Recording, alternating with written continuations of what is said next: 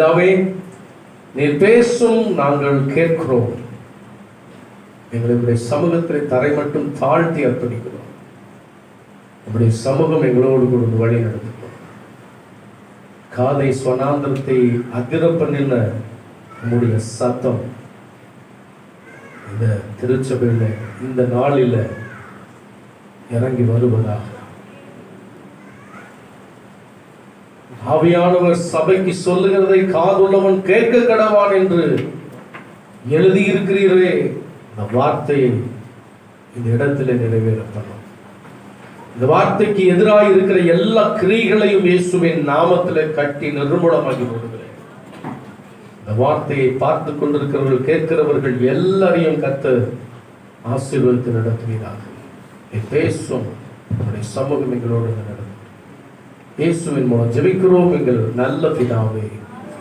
ஆமென், ஆமென், ஆமென். ஆண்டவரும் இரட்சகரும் மீட்பருமாகிய இயேசு கிறிஸ்துவின் விலையேற பெற்ற நல்ல நாமத்தில் இந்த காலை வேளையிலே கூடி வந்திருக்கிற உங்கள் யாவருக்கும் என் அன்பின் வாழ்த்துக்களை நான் தெரிவித்துக் கொள்கிறேன். கர்த்தர் உங்கள் ஒவ்வொருவரையும் அளவில்லாத ஆசீர்வாதத்தினாலே உங்களை ஆசீர்வதிப்பாராக.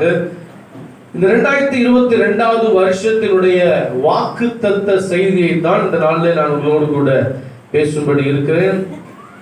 நேற்றைய இரவுல நான் பேசின காரியங்களை இந்த நாளிலும் கொஞ்சம் அதிகமாக உங்களோடு கூட வார்த்தைகள் மூலமாய் பகிர்ந்து கொள்ளும்படி இருக்கிறேன். எடுத்தவர்கள் வாசிக்கலாம். யோசுவாவின் புஸ்தகம் 3வது அதிகாரம் 7வது வசனத்தை வாசிக்க கேட்போம். கர்த்தர் யோசுவாவை நோக்கி நான் மோசேயோடு இருந்தது போல உன்னோடு இருக்கிறேன் என்பதை இஸ்ரவேலர் எல்லாரும் அறியும்படிக்கு இன்று அவர்கள் கண்களுக்கு முன்பதாக உன்னை மேன்மைப்படுத்துவேன். அல்லேலூயா. சத்தம் வரணுங்க. அல்லேலூயா. ஆண்டவருடைய பரிசுத்த நாமத்திற்கு மகிமை உண்டாவதாக.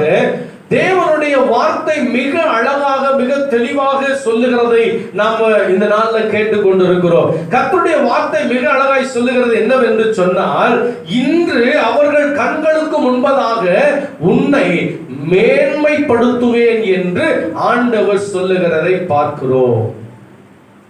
அல்லேலூயா. ஆண்டவர் ஆகிய தேவன் இந்த இடத்துல சொல்லுகிறார். என்ன சொல்லுகிறார்? யோசுவாவை பார்த்து, நான் மோசேயோடு இருந்தது போல சொல்லுங்க உன்னோடு, நான் மோசேயோடு இருந்தது போல உன்னோடு இருப்பதை அவர்கள் அறியும்படி. யார் அறியும்படி? இஸ்ரவேலர்கள் அறியும்படி இன்று அவர்கள் கண்களுக்கு முன்பதாக உன்னை மேன்மைப்படுத்துவேன். ஆமென். ஆண்டவர் யோசுவாவை பார்த்து மிக அழகாய் சொல்லுகிற, ஆணித்தரமாய் சொல்லுகிற ஒரு அற்புதமான வார்த்தை தான். நான் கடந்த நாள்ல சொன்னேன், இந்த யோசுவா யார்? ஏன் ஆண்டவர் இந்த யோசுவாவை மேன்மைப்படுத்த வேண்டும் அப்படிங்கறத உங்களோடு கூட பேசின. முதலாவது யோசுவாவுக்குள் இருந்த காரியங்கள் என்ன அப்படிங்கறத பார்த்தோம். இந்த யோசுவா யார் அப்படின்னு சொன்னா, இதே யோசுவாவின் புஸ்தகத்திலே இருக்கிறது. முதலாவது அதிகாரத்துல முதல் வசனத்திலே சொல்லப்படுகிறதை பார்க்கிறோம். மோசே மரித்த பின்பு கர்த்தர் மோசேயின் ஊழியக்காரனான நூனின் குமாரனாகிய யோசுவாவை நோக்கி. நூனின் குமாரனாகிய யோசுவா. யோசுவாவுக்கு நம்ம நினைக்கிற மாதிரி ஒரு பெரிய பேக்ரவுண்ட்ல ஒண்ணும் கிடையாது. யோசுவாவுக்கு ஒரு பெரிய குடும்ப பின்னணி எல்லாம் கிடையாது. இங்க சொல்லல, சொல்ற ஒரே ஒரு காரியம், நூனின் குமாரனாகிய யோசுவா, அவ்வளவுதான். அந்த இடத்துல அவ்வளவுதான் போட்டுருக்குது. இவனுடைய தகப்பன் இப்படி, இவனுடைய குடும்பம் இப்படி எல்லாம் வேற சொல்லல. ஆனா ஆண்டவர் சொல்றாரு, நூனின் குமாரனாகிய யோசுவா. அதை காட்டிலும் ஒரு அற்புதமான ஒரு காரியம் சொல்றாரு, மோசேயின் ஊழியக்காரன். யாருங்க அவரு? யோசுவா யாருங்க? சத்தமா சொல்லுங்க. யோசுவா யாருங்க? மோசேயின் ஊழியக்காரன். மோசேயினுடைய பணிவிடை செய்கிற வேலைக்காரன். யாத்திராகமத்தின் புஸ்தகம் 33வது அதிகாரத்திற்கு உங்கள் வேதத்தை திருப்பி வைத்துக் கொள்ளுங்கள். அதுல பாருங்க, அழகா சொல்றாரு. யாத்திராகமம் 33:11 வாசிங்களே. ஒருவன் தன் சிநேகிதனோட பேசுவது போல பேசுகிறது போல கர்த்தர் மோசேயோட முகமுகமாய் பேசினார். அவன் பாளையத்துக்கு திரும்பினான். நூனின் குமாரனாகிய யோசுவா என்னும் அவனுடைய பணிவிடைக்காரன். பாருங்க, மோசேயினுடைய பணிவிடைக்காரனாகிய வாலிபன் ஆசரிப்பு கூடாரத்தை விட்டு பிரியாதிருந்தான். இந்த யோசுவாவை ஏன் தேவன் மேன்மைப்படுத்த காரணம் என்ன அப்படின்னு சொல்லி கேட்டா, அவன் ஆசரிப்பு கூடாரத்தை விட்டு பிரியாதிருந்தான். தேவனுடைய ஆலயத்தை விட்டு என்ன பண்ணாம இருந்தாங்க? பிரியாதிருந்தான். அப்ப தேவனுடைய ஆலயத்தை குறித்த ஒரு பக்தி வைராக்கியம் யோசுவாவுக்குள்ளே இருந்தது. எப்போதும் ஆலயத்திலே தங்கி இருக்கிறது, எப்போதும் தேவனுடைய ஆலயத்தை குறித்த காரியத்தை சிந்தித்துக் கொண்டிருக்கிறதை தான் அவன் எண்ணிக்கொண்டிருந்தான், செய்து கொண்டிருந்தான். அதுலயும் சொல்லுகிற ஒரு காரியம் என்னன்னு சொன்னா, மோசேயினுடைய பணிவிடைக்காரன். மோசேயினுடைய பணிவிடைக்காரன், வேலைக்காரன். மோசேயுடைய வேலைக்காரன். ஏன் கர்த்தர் யோசுவாவை மேன்மைப்படுத்த வேண்டும் அப்படின்னு சொன்னா, கர்த்தர் யோசுவாவை நன்கு அறிந்திருந்தார். ஏன் அப்படின்னு சொன்னா, என்னுடைய தாசனாகிய மோசேயினுடைய எல்லா வேலையும் இவன் செய்கிறான். மோசே என்ன நினைக்கிறாரோ, என்ன சொல்லுவாரோ அதை எல்லாம் செய்கிறான். ஒரு பணிவிடை, ஒரு கீழ்ப்படிதல், அவனுக்குள்ள ஒரு தாழ்மை இருந்தபடியினாலேதான் கர்த்தர் அவனை மேன்மைப்படுத்துகிறதற்கு ஏதுவாக இருந்தது. நல்ல கவனிங்க. மோசே மரித்த பின்பு இந்த இஸ்ரவேலுடைய கூட்டத்துல ஏராள வாலிபர்கள் இருந்திருக்கிறாங்க, ஏராளம் பேர் இருந்திருக்கிறாங்க. அதுல பாத்தீங்கன்னு சொன்னா, கோத்திரத்திற்கு ஒருத்தர் அப்படின்னு பாத்தீங்கன்னு சொன்னா ஏராளம் பேர் இருக்கிறாங்க. ஆனா அவர்களுக்கெல்லாம் கிடைக்காத ஒரு தலைமைத்துவம் யோசுவாவுக்கு தேவன் கொடுத்தார். நல்லா புரிஞ்சுக்கணும், நல்லா புரிஞ்சுக்கணும்.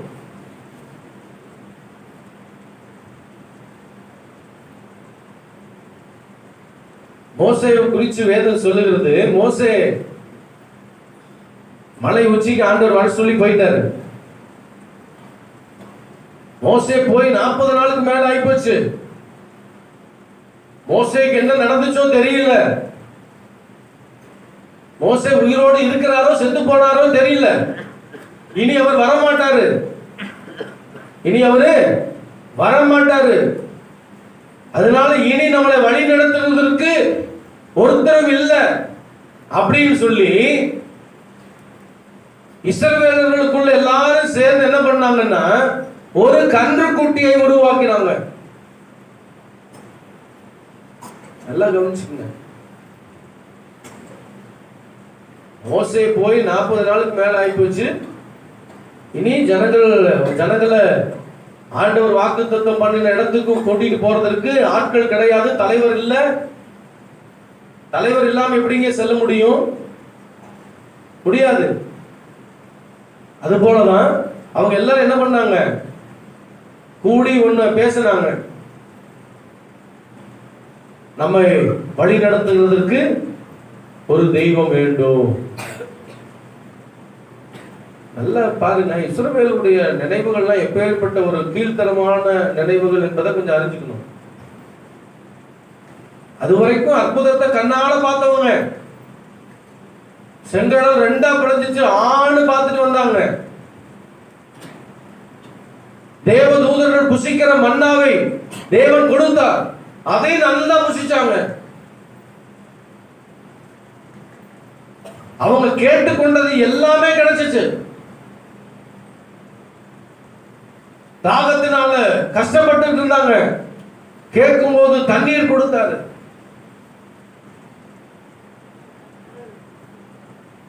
இப்படி அற்புதங்களையும் அடையாளங்களையும் கண்ணார கண்டு அதை ருசித்த ஜனங்கள் தான்.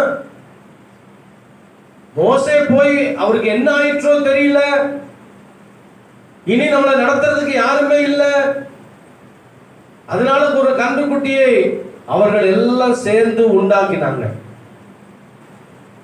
எல்லாம் கவனிங்க, அந்த இடத்துல ஒரு சம்பவம் நடந்தது, அதை தான் சொல்ல வரேன் நான். அப்போ மோசே மலையிலிருந்து இறங்கி வராரு, கர்த்தருடைய கட்டளைகளை எல்லாத்தையும் தூக்கிட்டு, கற்பனைகளை எல்லாவற்றையும் கற்பனைகளை தூக்கி கொண்டு இறங்கி வர்றார். அவர் மலை உச்சியிலிருந்து இறங்கி வந்தபோது அவருடைய கண்ணுக்கு பட்டது என்னன்னு சொன்னா, இவர்கள் பொன்னினாலே செய்த கன்று குட்டி, அதை வச்சு பூஜை பண்ணிட்டு இருக்கிறாங்க. எல்லாரும் நடனம் ஆடிட்டு இருக்கிறாங்க, அரைகுறை ஆடைகளோடு கூட டான்ஸ் ஆடிட்டு இருக்கிறாங்க, ஆராதிக்கிறாங்களாம். அப்படியே அந்த அதை பார்த்த உடனே மோசேக்கு கடும் கோபம் வந்துருச்சு, கடும் கோபம் வந்துருச்சு. இது செய்யறதுக்கு பக்கபலமா இருந்தது யாருன்னு சொன்னா மோசேவுடைய தம்பி தான்,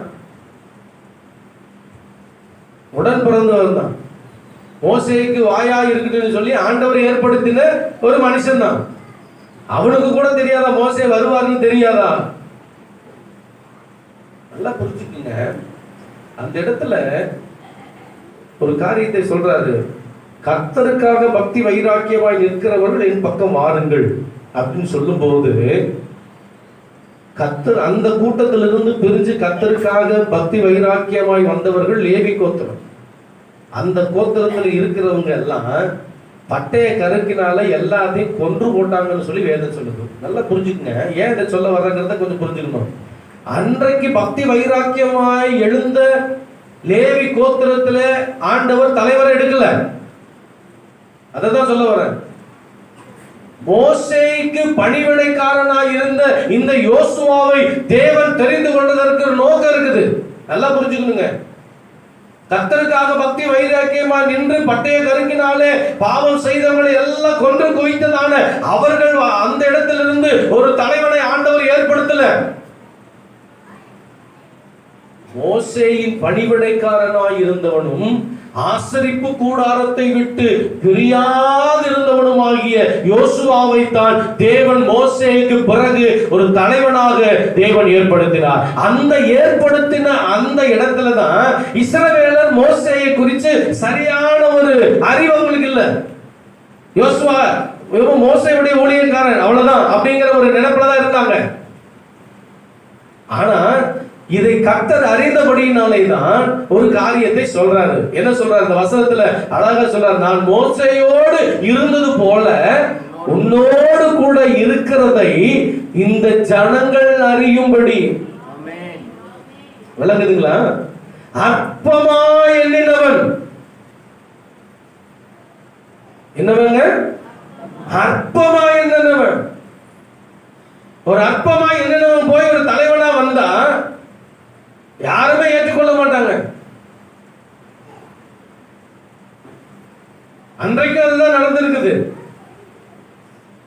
ஆனா கர்த்தர் இந்த இடத்துல சொல்றாரு, நான் மோசையோடு இருந்தது போல உன்னோடு இருக்கிறேன் என்பதை இவர்கள் எல்லாரும் அறியும்படிக்கு. அற்பமாய் உங்களை பார்த்த ஜனங்களுக்கு முன்பதாக,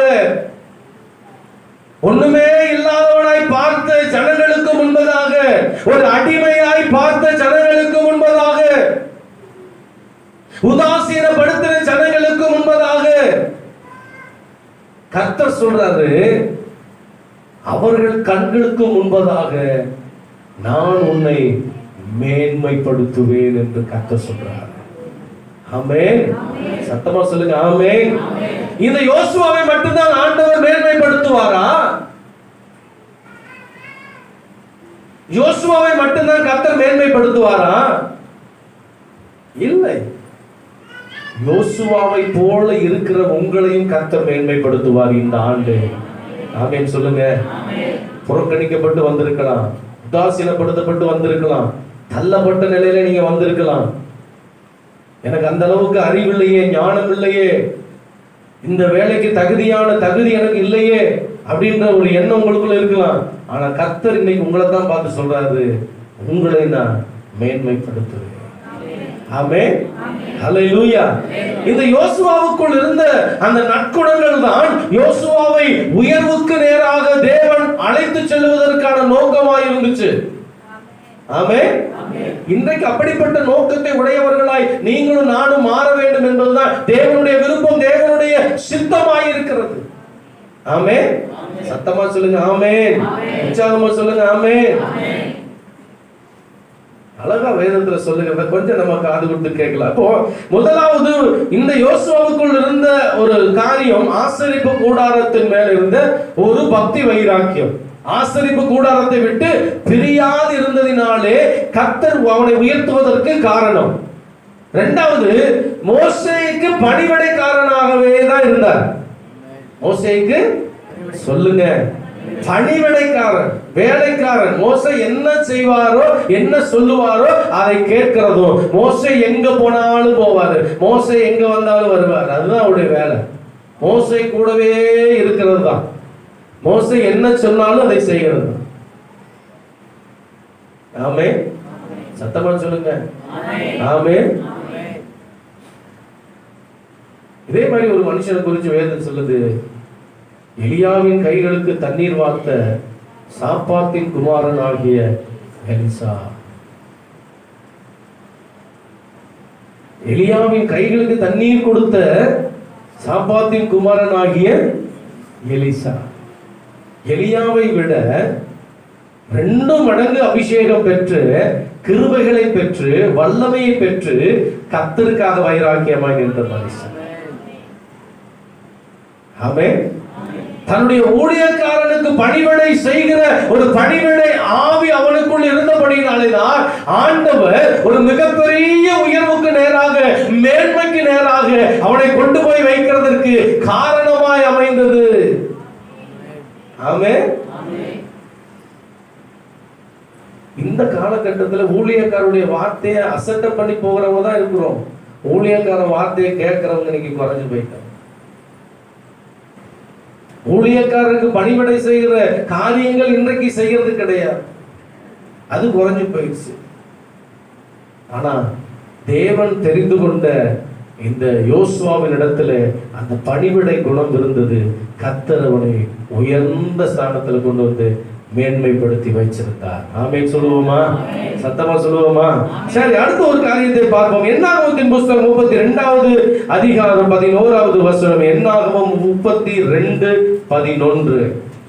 உத்தமமாய் என்னை பின்பற்றின, பாருங்க, உத்தமமாய் என்னை பின்பற்றின எபினேயின் குமாரனாகிய காலேபும் நூனின் குமாரனாகிய யோசுவாவை தவிர.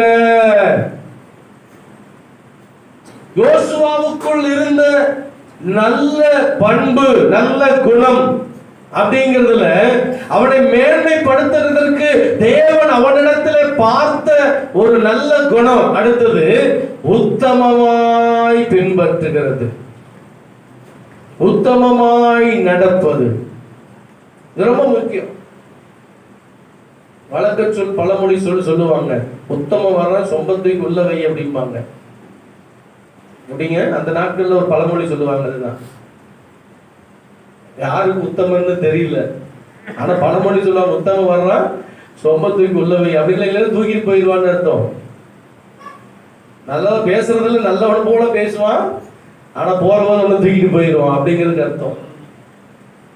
அதனால இன்னைக்கு நம்ம அப்படிப்பட்ட உத்தமனாய் இருக்கிறோமா, அல்லது தேவன் எதிர்பார்க்கிற, தேவன் நம்ம இடத்துல காண்கிற உத்தமனாய் இருக்கிறோமா அப்படிங்கிறத பார்க்கணும். இங்க வேதத்துல அழகா சொல்றார், இந்த யோசுவா எப்படிப்பட்டவனா, உத்தமமாய் என்னை பின்பற்றினான். இப்போ ஆண்டவர் நம்மிடத்துல கேட்கிறார், நீ யோசுவாவை போல உத்தமமா என்னை பின்பற்றுகிறாயா? கொஞ்சம் யோசிச்சு பார்க்கணும். சும்மா ஆண்டவர் நம்மளை மேன்மைப்படுத்திட மாட்டாருங்க. வாக்குத்தத்தம் வந்துருச்சு, இந்த வருஷத்துல 2022 ஆண்டவர் எனக்கு நல்ல வார்த்தை கொடுத்துட்டாரு, அதனால இந்த வருஷம் நான் இப்ப இருக்கிற பாக்கியம் நான் பெரிய மேன்மைக்கு போயிடும். உண்மைதான். ஆனா அது போறதுக்குள்ள இருக்க வேண்டிய காரியங்கள் எல்லாம் நம்ம வாழ்க்கையில் இருந்தா தானே மேன்மை வரும். சொல்லுங்க, இருந்தா தானே மேல வரும். ஒரு ஏணி இருக்குதுன்னு சொன்னா இந்த ஏணி எப்படிப்பட்டு இருக்குங்க? உங்களை தான் கேட்கறேங்க, ஏணி எப்படி இருக்கும்? ஏணி மாதிரி தான் இருக்கும். அப்படிங்களா? ஏணி எப்படி இருக்குங்க? ரெண்டு, இந்த பக்கம் ஒரு குச்சி, இந்த பக்கம் ஒரு குச்சி இருக்கும். நல்ல பெரிய குச்சி இருக்கும். அப்புறம் 2 குச்சி மட்டும் இருந்தா போதுமா? அது ஏணின்னு சொல்லுவாங்களா? சொல்லுங்க, என்ன இருக்கும் இடையில? கால் வச்சு ஏறதுக்கு. ஆமா, இது இருந்தா தான் ஏற முடியும். நம்ம வாழ்க்கைக்கு உயர்வுக்கு நேராய் போகணும் அப்படின்னா இந்த குணங்கள் நமக்கு வேணும். யோசுவாவுக்குள் இருந்த அந்த உத்தமமாய் பின்பற்றுகிற ஒரு குணம் நமக்கு வேணும். என்ன இருந்தாலும் இல்லாம போனாலும் அந்த உத்தமமாய் தேவனை பின்பற்றுகிற ஒரு நல்ல குணம் நமக்கு தேவை. இன்னைக்கெல்லாம் கொடுத்த ஆண்டவரை தோத்திரம் தோத்திரம். நான் கேட்டது எனக்கு கொடுத்துட்டாரு ஆண்டவரே, உண்மை போல நல்லவர் யாரும் இல்லை. ஏதாவது கஷ்டம் வந்துருச்சுன்னா இந்த கடவுளை கும்பிட்டு ஒரு பிரயோஜனம் கிடையாதுப்பா. இந்த ஆண்டவரை நம்பி நம்பி நான் இவ்வளவு நாள் வந்து என் நேரத்தை நான் வேஸ்ட் பண்ணிட்டேன் அப்படின்னு உடனே தூக்கி வீசிடுவோம். ஆனா வேதம் சொல்லுகிறது, உத்தமமா என்னை பின்பற்றினா. உத்தமமா என்ன பின்பற்ற. எத்தனை பேர் அவனை இகழ்ந்து பேசியிருந்திருப்பாங்க, ஏளனமா பேசியிருப்பாங்க, உதாசீனப்படுத்தி இருப்பாங்க, குறை பேசி இருப்பாங்க. எத்தனை சம்பவத்தை அவன் தாண்டி வந்திருப்பார் அப்படிங்கிறத கொஞ்சம் யோசனை பண்ணி பாருங்க.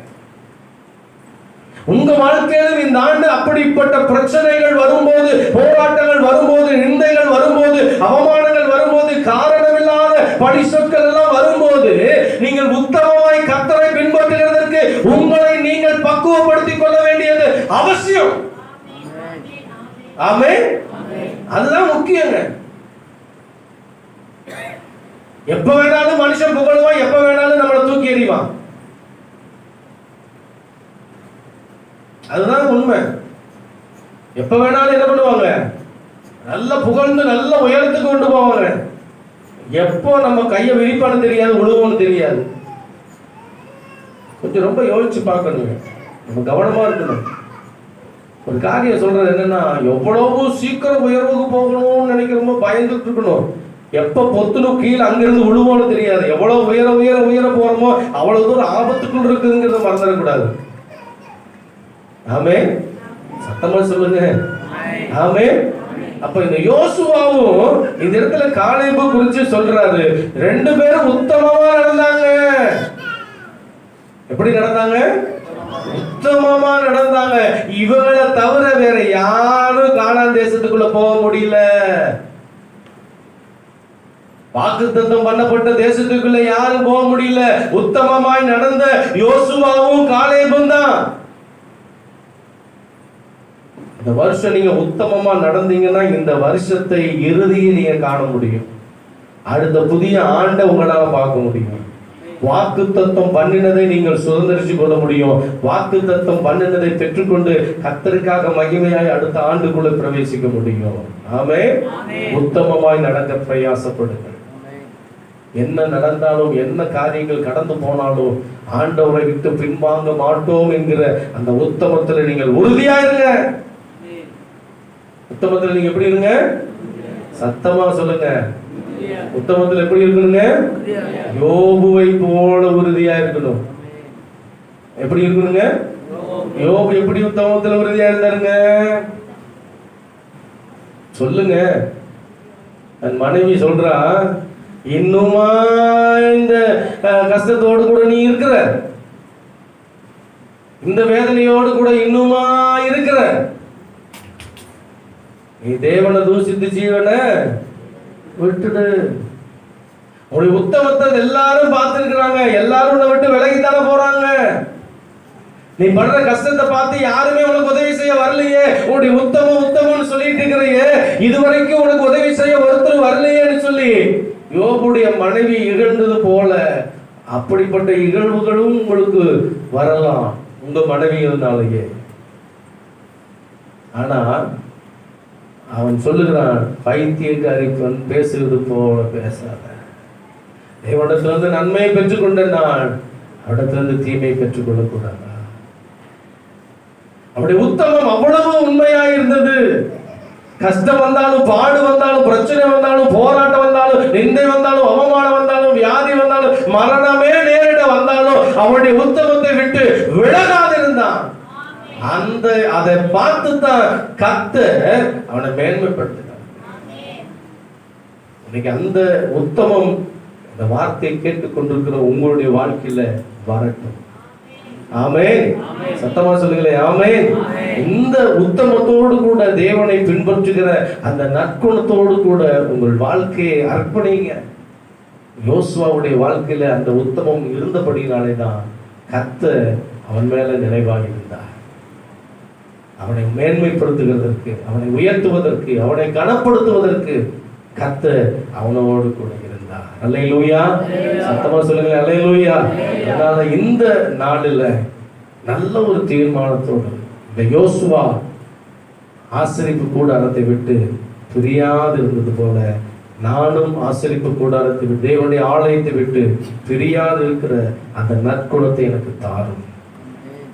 இரண்டாவது, மோசேயின் பணிவிடைக்காரர், ஊழியக்காரருடைய வார்த்தைக்கு, கர்த்தருடைய வார்த்தைக்கு நான் கீழ்ப்படிந்து என்ன சொல்றாங்க அப்படியே கேட்கக்கூடிய அந்த பணிவிடையின் ஆவியை நான் பெற்றவனாய் நான் நடக்க எனக்கு ஒரு விசை உதவி செய்யும். அடுத்தது, உத்தமமாய் கர்த்தரை பின்பற்றுகிற அந்த நற்குணத்தை எனக்கு தாரும். எல்லாரும் எழுத நிற்கலாமா? என்னுடைய சமூகத்தில் எல்லாரும் எழுத கேட்கலாம். ஆண்டவரே, இந்த நாளில் நான் கேட்ட இந்த தியானத்தின்படி என்னுடைய வாழ்க்கை என்னை நடத்தி செல்லுங்கப்பா, என்னை கிருபையாய் நடத்தி செல்லுங்க ஆண்டவர் என்று சொல்லி எல்லாரும் ஒரு விஷயம் எல்லாரும் எழுந்து கேட்கலாமா? ஆமென். ஒப்பு கொடுங்க ஆண்டவருடைய சமூகத்தில். யோசுவாவை தேவன் இந்த ஜனங்களுக்கு முன்பதாக, கண்களுக்கு முன்பதாக அவனை மேன்மைப்படுத்தினார். இன்னைக்கு இந்த ஜனங்களுக்கு முன்பதாக உங்களையும் மேன்மைப்படுத்த ஆண்டவர் வாக்குறுதி கொடுக்கிறார், வாக்கு தத்தம் கொடுக்கிறார். உன்னை நான் மேன்மைப்படுத்துவேன். நீ எப்படி இருக்க வேண்டும்? யோசுவாவை போல ஆசரிப்பு கூடாரத்தை விட்டு பிரியாது இருக்க வேண்டும்.